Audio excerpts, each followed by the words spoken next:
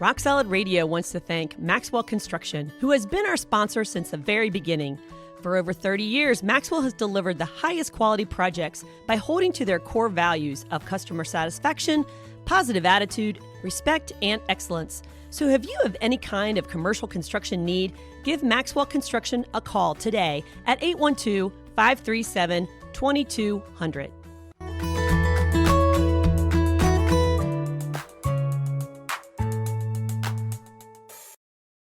Welcome to Rock Solid Radio. This is Merle Hutchinson, being joined by my explosive wife, Linda Hutchinson. After a long weekend of celebrating all of the 4th of July stuff, now we are back in the studio again, and we're excited today. Yeah, we had a blast this weekend. Oh, that's good. That's good. That's good. But we're going to have a blast today, too. We had a blast, and we have a special guest on the show today. We had Rachel Cruz on the show some time back, and during the show, she's like, "You've got to get John on there, Dr. John." And I'm like, "Okay, well, that sounds good." So we tried to do that back in February, and that got kind of pushed back, rescheduled. And so we are back at it today, and we're going to record with Dr. John Delony. John, welcome to Rock Solid Radio. Thank you so much, man. I'm so grateful. Yeah. Rachel had really nice things to say about you, but she also was trash talking you too. You guys must have a love-hate relationship together. Listen, it's got to be hard sitting by me. You can see I'm incredibly attractive and just so much smarter than she is, and so I know it's tough on her. Can't wait to let her hear that, right? She's one of the most wonderful, brilliant people I've ever had the chance to meet, much less work with. So she's a great friend. Well, it's kind of cool. You guys both have your own podcasts. Both authors, but then when you guys come together, there is some dynamite, some real explosions that occurred between the two of you guys. You have a great chemistry. Well, I appreciate that. She's helped me a lot and behind the scenes and navigating how the camera works. And we do a lot of live events together all over the country. So she's fantastic. And if those that are listening don't know, Rachel Cruz is the daughter of Dave Ramsey. You're part of the Ramsey Solution. Your book is actually printed by Ramsey. Do they have? He was the publisher on that too. Yep, they got their own in-house publishing company. And he also done the foreword of it. So yeah, we're going to be talking about your book today. Own Your Past, Change Your Future. So before we get to that, though, we want to thank some of our sponsors for their support of Rock Solid Radio. We want to thank Casey's Outdoor Solutions. We want to thank Hummel Insurance Group and Maxwell Construction for their support of what we're doing today. Rock Solid Radio, Rock Solid Families, which is the parent company of this podcast. And so we're really appreciative of their support of just messages like this. This is so important, John, because there's a lot of people hurting out there right now. Yeah, it's a absolute mess. In a way that me as just a natural ho-hummy optimist, just kind of bebopping around town. We went to an event this weekend in the middle of nowhere. I've got bug bites in places I didn't know you could get bug bites. And I looked at my wife, and there was probably 300 or 400 people out there in this big field watching fireworks. And I told her, this is the first time I think that I can remember, at least in the last decade or so, that I'm having to be careful about my pessimism, optimism scale tilting out of whack. It's a tough season out there. Yeah. Well, John, before we get into a whole lot, could you give us a little bit of your background, just so that our listeners out there and viewers kind of know a little bit of your story and what is the environment and even the family history that created this guy named John Delony? Sordid tale, but in 30 seconds, my dad was I was raised in Houston, and I was raised. My dad was a homicide detective for the Houston Police Department. He was also a SWAT hostage negotiator. So he was an incredible man, and did hard stuff every day. And he moved us out to the woods about 40 minutes, 30 minutes north of town. And in very, very late 70s, 78, 79. And then the oil chemical boom hit Houston, and bajillionaires moved in from all over the planet. Most people don't know that I think it's the most diverse city in the United States. And so people came from everywhere, but our little town where my dad made $19,000 a year suddenly was surrounded by multimillionaires. And so it was a fascinating, fabulous, wonderful place to grow up. It was an incredible childhood.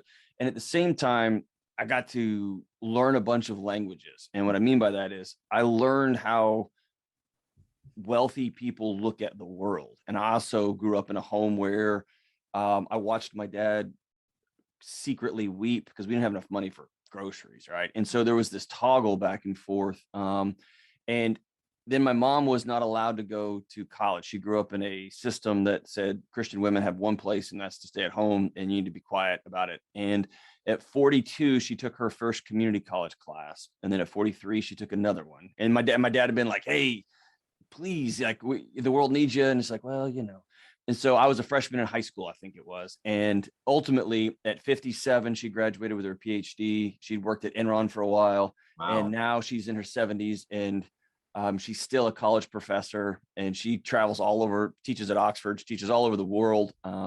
But she's just this gangster. So I learned from my parents in one of those ways that you absorb it, right? It's by osmosis. Number one, if there's a problem, you go in. Like if there is something on fire, you enter in and go help.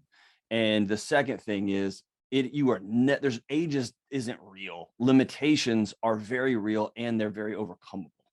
And so whatever the world puts in front of you, whether it's messaging, whether it's you're not enough, whether it's people treat you differently because of how you look, whatever the thing is, all that's very, very real. And then you get to decide, are you going to struggle through it? Or are you going to accept it? And so that just became a way of, that was the air I breathed growing up. Yeah. And then you look up, and I've spent the last 20 years working in, I was a high school teacher, an elementary school teacher, and then I was a professor and a dean of students for almost 20 years, and working in the evenings with police departments for several years. So I've been working with people when the wheels fall off and helping people say, okay, what comes next? Yeah. In your book, John, Own Your Past and Change Your Future, you talk a lot about stories. And that's something that's really powerful in our work too, in marriage and family coaching, about what's your story. But a lot of people will think that that's almost like they can't rewrite it. They can't change it. So tell us a little bit about the 5 steps that you've created in your book that really help us to get the life we desire, right? To have what we want, maybe not things that we ever dreamed that we could have. Tell us a little bit about those steps. So a couple of things about the steps. One, I wrote the book and submitted the manuscript, and they knocked out about 60,000. The editors were like, this is cool. This is about 8 books. Right. And as a classic academic, I talk too much and run I think everything's important. The second thing is the editor called me back, and she said, hey, there's a path through here. Do you want me to acknowledge this? You want me to bring this to light? And I said, I don't believe in paths. I don't believe in 7 steps to new abs or what. I don't subscribe to that way of living, and much less teaching. And she said, well, it's very clear in here. And so as I went, I said, you let me know. And she pulled it up, and I was like, oh no, there's a path, right? I didn't want that. And so ultimately I didn't invent this. Anybody who says they created the 7 steps to being well is trying to sell you something.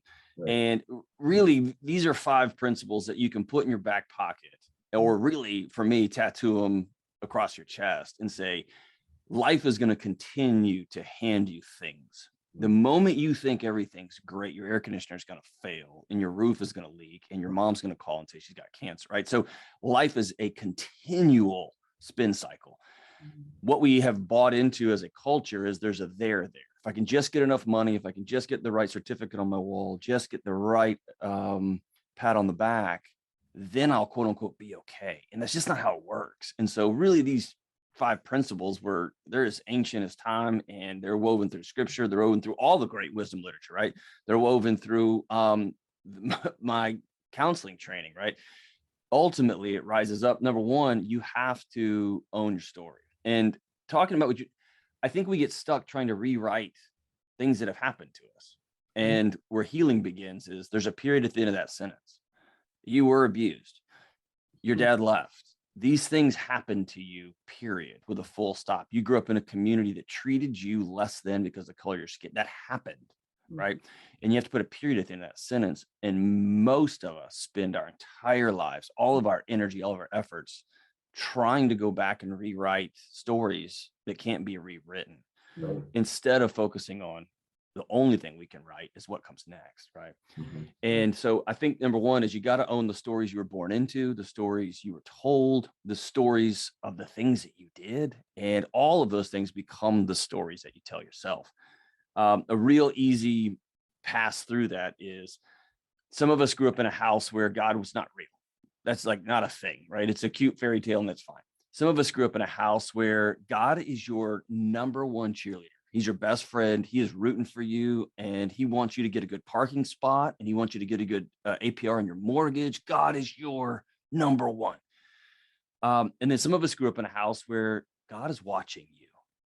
And if you screw up, he can't wait, because he's a God of vengeance and justice, and he can't wait to send you off with the goats and torture you and maim you for all of eternity to get him away from you, right?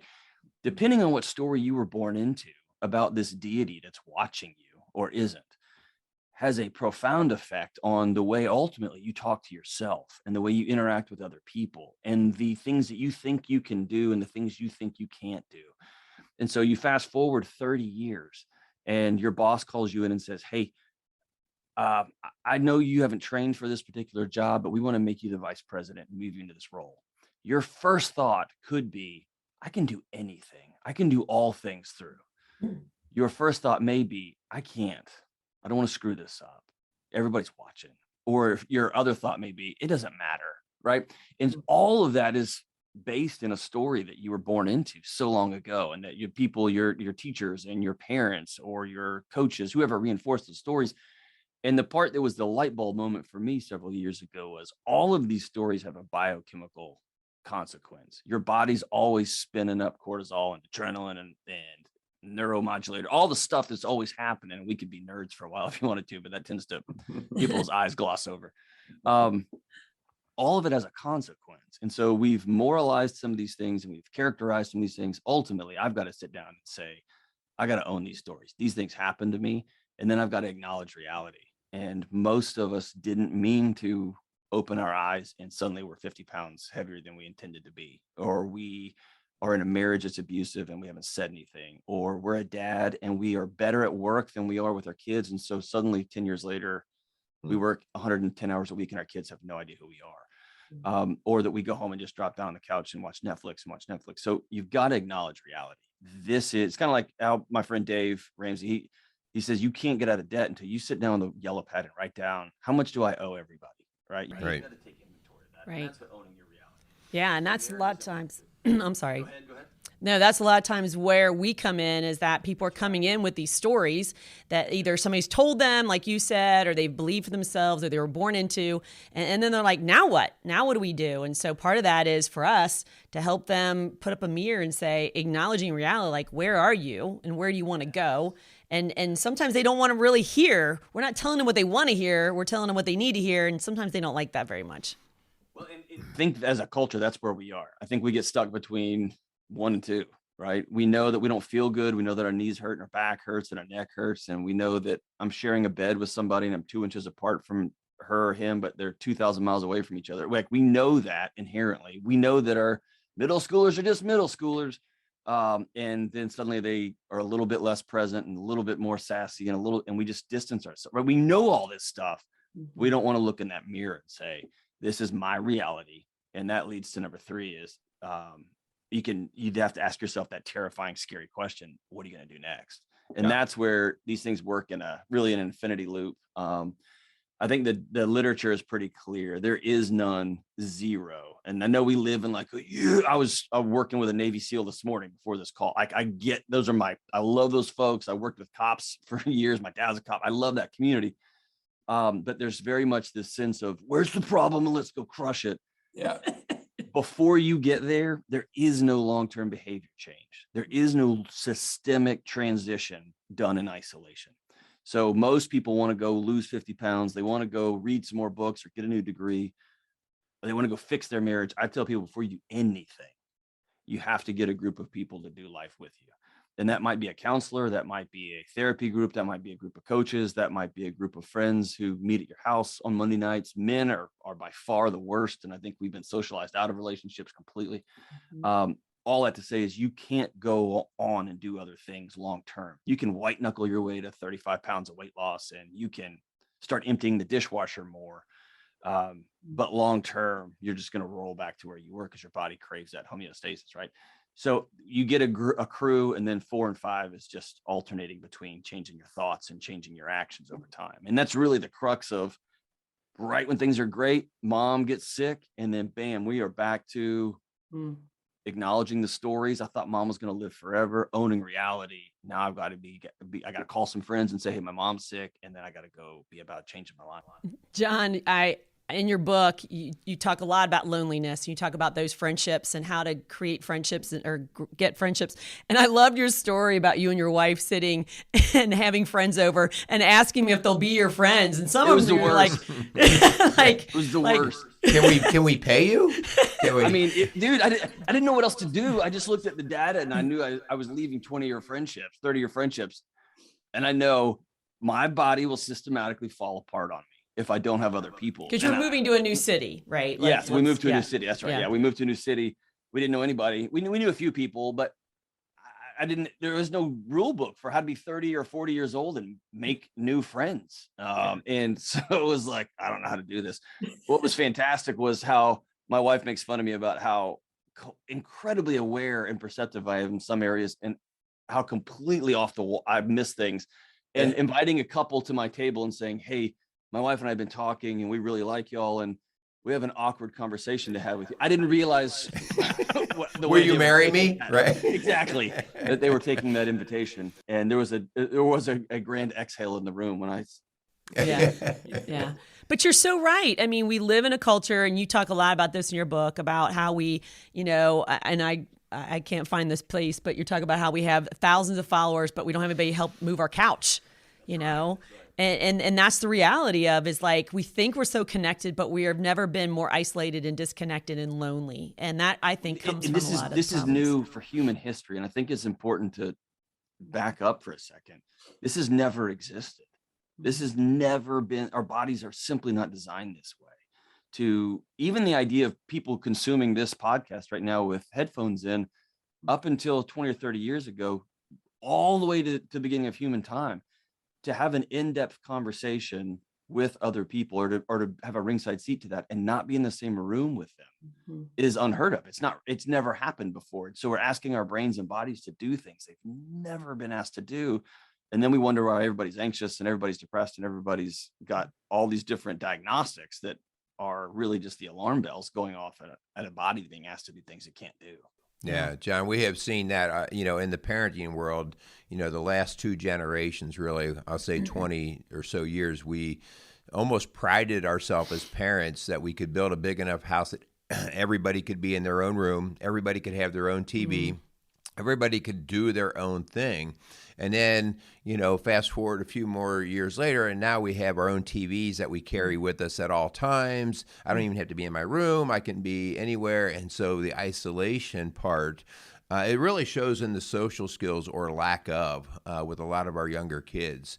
And adults. Yeah. And so now to problem solve, I no longer have to ask an adult. I can Google it, right? And so I can get a non-emotional response out of Google that really doesn't know my emotional capability or lack of. And so it really is a dangerous storm. And we're seeing that, like, I'll say more in Linda's work because she deals with a lot of girls. Guys can kind of isolate and just kind of grow, I'll say, more numb. They think it's just okay, but they're just numb anyway. They didn't really socialize in a great way to begin with. But girls are really being impacted by a lot of this. With the amount of depression and anxiety and self-harm that we're getting out of the young high school girls. And it's like, holy cow. Like, we're wired for a relationship. Something's not right here, folks. We need to do something differently. Yeah. I actually was moved by, I don't know if you've run across Terrence Real. He's not a faith-based writer, but did some research on male depression. And it was a huge light bulb moment for me that when you look at the data that says that girls and emerging women are X number of times more likely to be anxious or depressed than men are. His challenge to that is men are equally, if not more, anxious and depressed. It just looks differently than the scales. And so when whereas women might shut down or might rattle at the seams, men put their chest out and they get loud and they get angry and they get raged out. And when I step back and look at our political landscape and what's all the yelling and screaming, I think, oh, everybody's struggling. And this is the exact same thing as that. It's just manifesting itself differently across That's genders. true. Yeah, in our work, like I work with a lot of men, and the number of men, I occasionally have men that come in and talk about anxiety and depression, but I have a ton of men that come in and talk about anger. Right. And so I've really realized that they're all the same, different sides of the same coin. It just is how you manifest it. And so that anger that we're seeing, and that like you said, I just have to make my mane, my lion's mane look a little bit bigger so that I can not fall and be a victim to everything that's trying to threaten me. Yeah. Instead of just stepping back and saying, I'm scared. You say those words, man, your body goes, whew, right? Yeah. Totally Surrender. road. Yeah. Yeah. So you're getting connected is that middle step of like, we can't do this in isolation, as much as the enemy wants us to think that we can. And that's part of the lie. And so getting connected, healthy people. I always ask my clients, like, who's in your yard, right? Like, who are the healthy people who are speaking into your life, who are your cheerleaders, who are your support system? And so the next two steps really are, how do you get out of it? And so, John, tell us a little bit about what comes next after you get connected and connect yourself with some healthy people that aren't going to just tell you what you want to hear, but what you need to hear. Then what? So two complaints distilled down into these next two steps. One is, I think where the mental health community has let us down, they've done some extraordinary things over the last 150 years. Where they've let us down is, I think the chief narrative is, if you get the right thoughts in the right order, then you're going to be quote unquote well. Then you'll have mental health, mental wellness.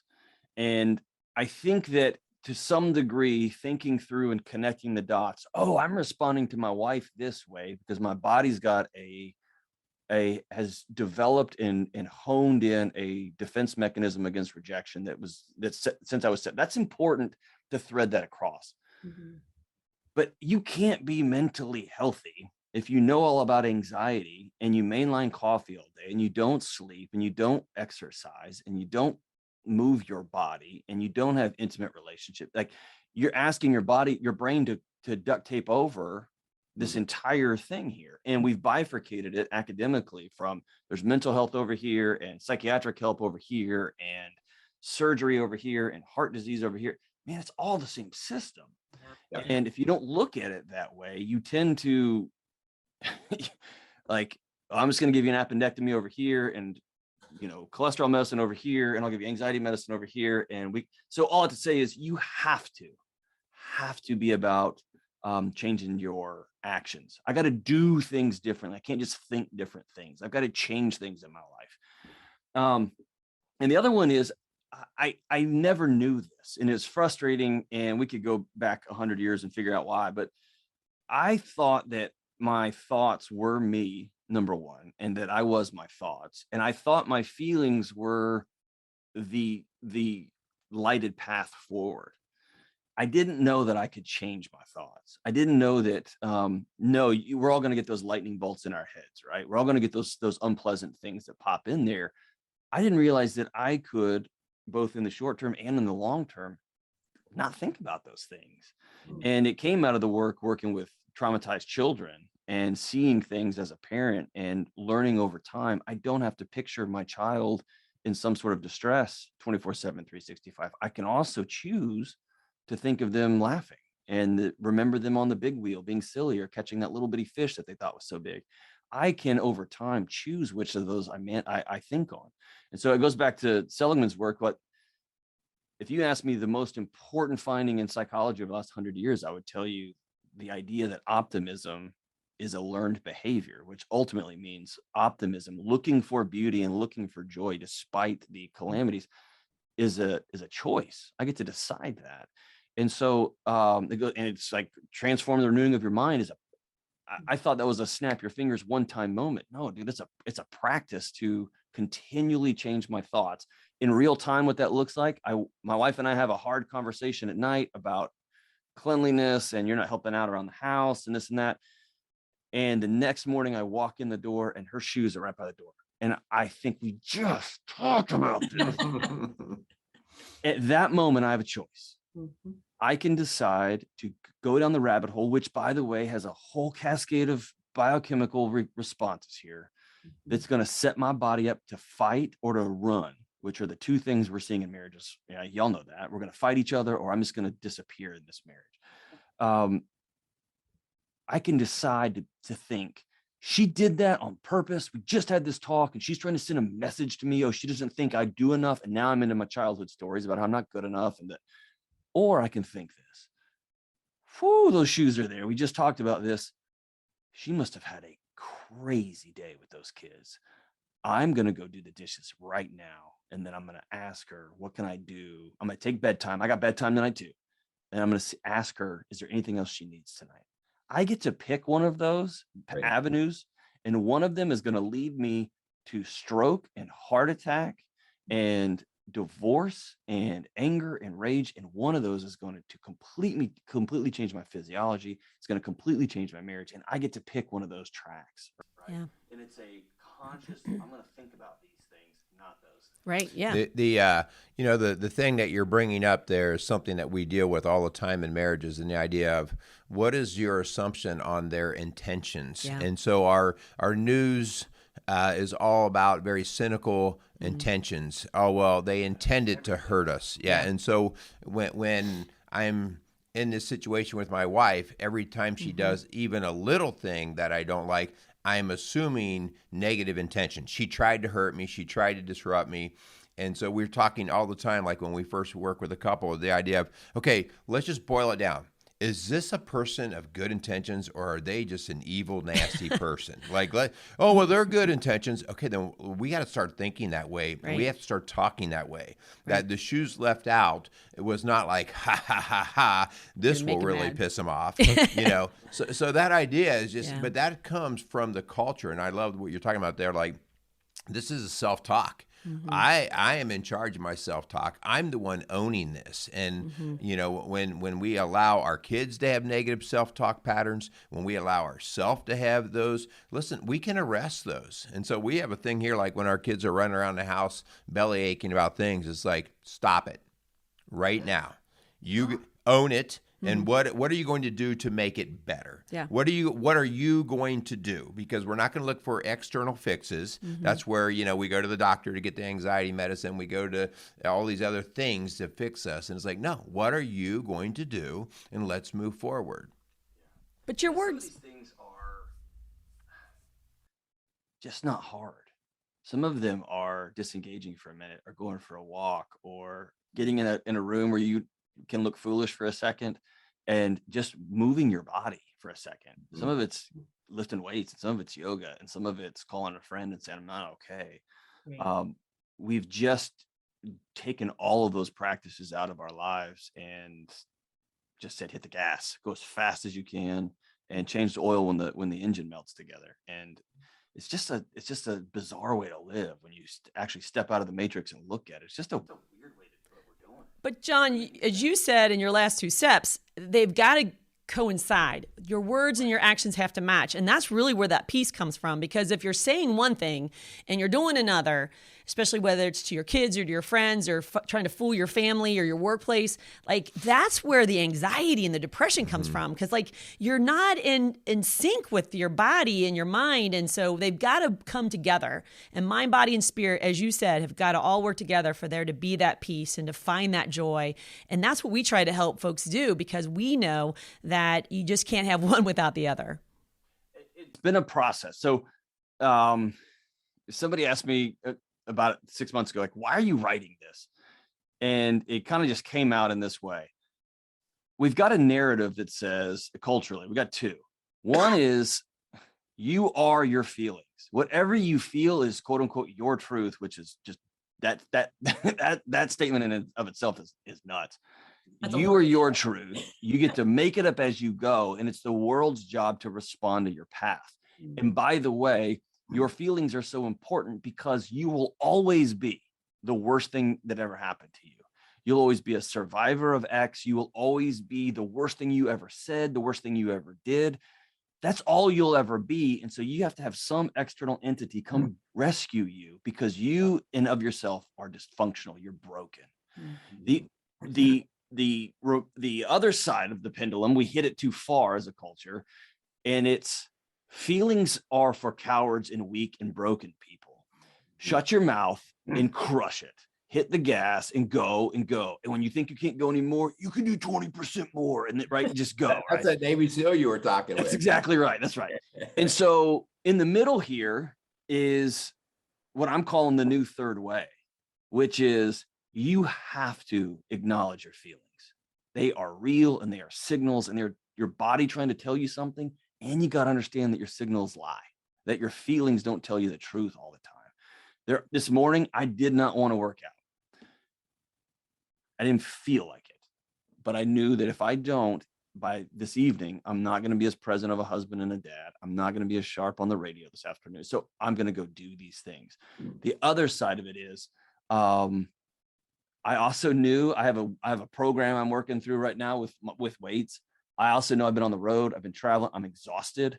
And so I put a 25-pound plate in a backpack and went for an hour walk. I didn't try to hammer it in the gym, because I also have to be smart about listening to my body. So it's both and, right? Mm-hmm. I have to acknowledge my feelings, and then I also have to go do the right next thing. Yeah. It's awesome.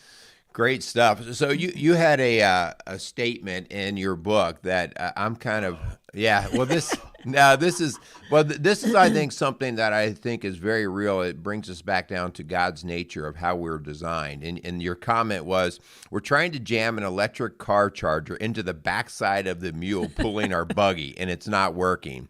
And I said, heavily edited, by the way. Yeah. And I got a kick out of it, because it's like, at the end of the day, we are wired the way we are wired. We are biologically, biochemically designed in God's design, and we're trying to tweak it on all these external fronts with how we could operate. And technology, as good as it can be in one area, it can be so destructive and misleading in other areas. And so what was your point in making that statement, and how it really relates to helping people? I got really caught up for a decade in the quote unquote biohacker world. I was chasing technological solutions to the messes I was creating on a minute by minute basis in my life. And it was like continually cutting myself with a knife, always looking for an upgraded Band-Aid. And it just seems like we are creating issues and then trying to create solutions to the issues. I was a dean of students at a law school for 5 years, and I'll never forget a really lovely guy, brilliant man, but he was kind of soft-spoken, which is strange for a professor in a law school. And he said, "You got to remember, John, there is no money in prevention. There's only money in a cure." Mm-hmm. And that stuck with me. And I began to look around, what am I trying to cure in my life that I could otherwise just stop upstream, right? Stop hurting. And then you guys probably got the same training in counseling. I'll never forget when my professor said, we have a duty as counselors to sit down and extend an arm and pull people up out of the muck, out of the river. But you also have an ethical responsibility to make your way upstream as far as you can and see, why do people keep falling in, right? And so it was just a statement like, man, electric cars are cool, and I'd love to get one.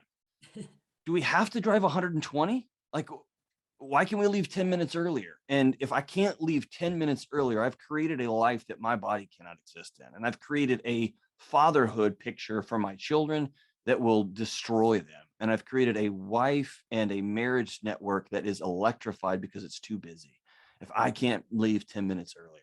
And so it became just a reverse engineering of our lives and saying, slow down. What are we doing? Yeah. Great point. Oof.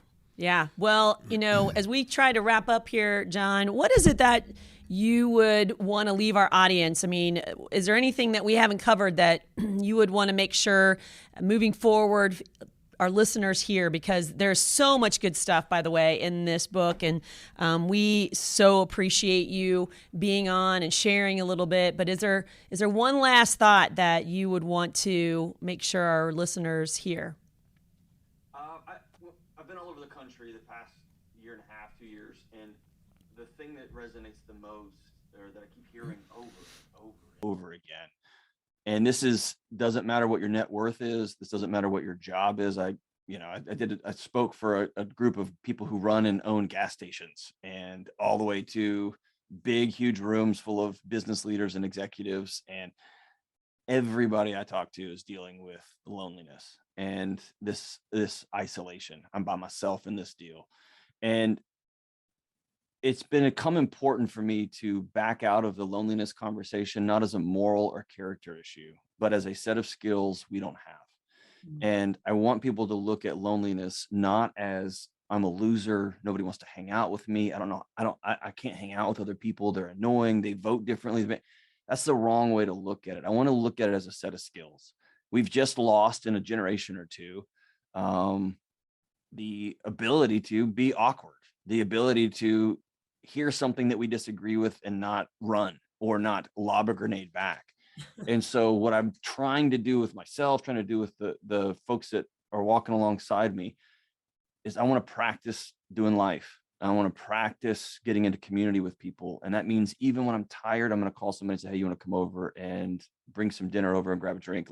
Or tonight I'm going to a concert. It's the middle of a week and it's a big mosh pitting show. And I'm too tired. And I invited my wife and a couple of people from our church. And I thought this is going to be a bananas evening. Everything in my body says, dude, just go to bed. And that means I got to go. Because I also know tomorrow morning I'm going to smile from ear to ear and know we had a blast. Right. So I'm going to put myself in these positions to begin to learn this set of skills, the same as if I was getting into wood cutting or into jujitsu as in the middle of life. We were given passes as kids. We were put in the same rooms with people to go be friends with, to go do life with. And then we woke up and we were 30 and we don't have any friends.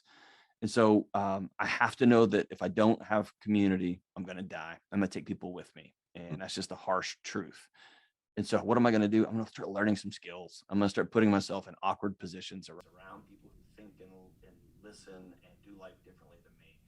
And then I'm going to learn how to do this friendship thing again. Wow. That's awesome. Good stuff. Well, John, we want to thank you again for just joining us on Rock Solid Radio, and we greatly appreciate the work that you're doing and just the messaging that you're putting out there. How can people get in touch? I know we have your book here, Own Your Past and Change Your Future. So all of you out there, you can see that as I hold that up. Okay.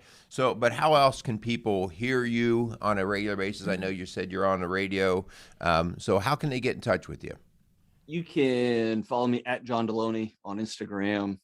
That's really the only internet-y thing that I know how it works. My wife tells me I was born in the wrong century. So, and you can find me there, and or you can go to johndelony.com, pick up books and other tools like that. And in that, I've got my own podcast that is a blast. And then I co-host the Ramsey Show with Dave. And in fact, me and Rachel are doing it tomorrow together.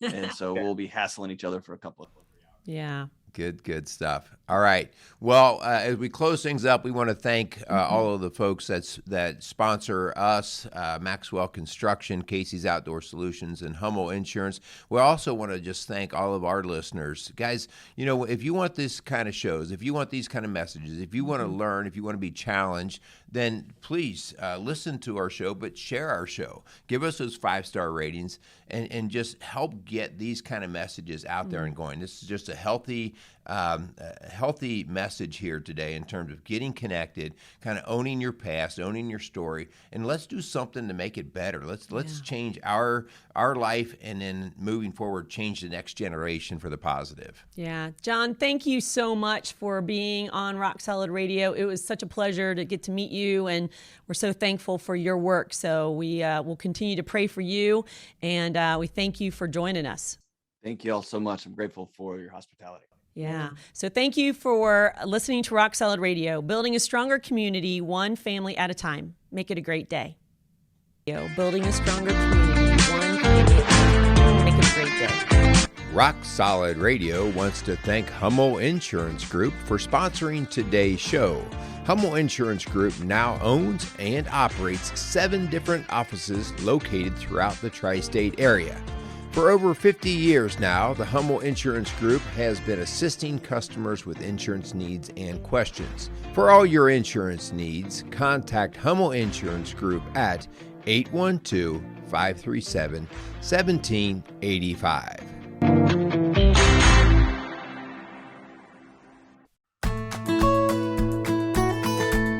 Rock Solid Radio wants to thank Casey's Outdoor Solutions. Casey's is a premier garden center and gift shop located in Lawrenceburg, Indiana. They offer a wide selection of high-quality plants, landscaping materials, and home decor. They do amazing high-quality work and can help you transform your indoor and outdoor living spaces into something beautiful. So stop by Casey's Outdoor Solutions today and let them know you appreciate their support for Rock Solid Radio. Visit Casey's today at 21481 State Line Road, Lawrenceburg, Indiana.